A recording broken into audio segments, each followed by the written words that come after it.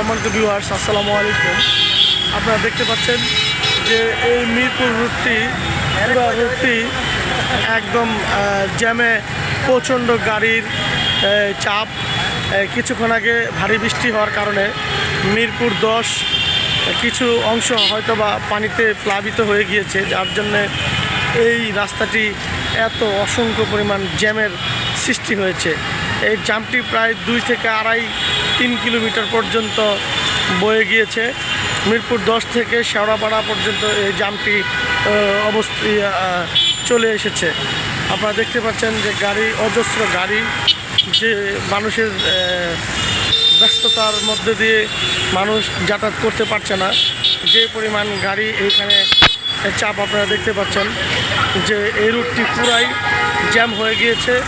তো আপনারা যারা মিরপুর আসতে চান অবশ্যই অন্য রুট ব্যবহার করার চেষ্টা করবেন। আজকে এই মিরপুর রুটটি শেওড়াপাড়া কাজীপাড়া দিয়ে প্রচণ্ড জ্যাম আছে।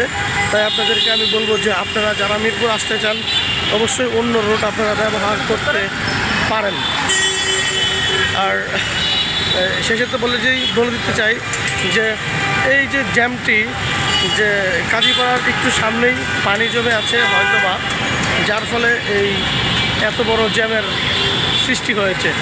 প্রায়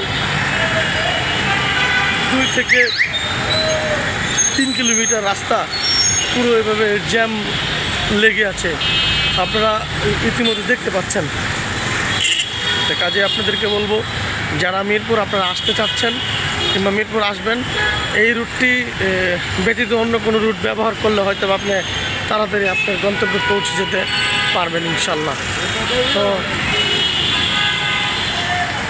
এই জন্য আপনাদেরকে আমি দেখানোর চেষ্টা করছি যে কী পরিমাণ রাস্তায়, কী পরিমাণ গাড়ি, কী পরিমাণ জ্যামের সৃষ্টি হয়েছে বৃষ্টির কারণে।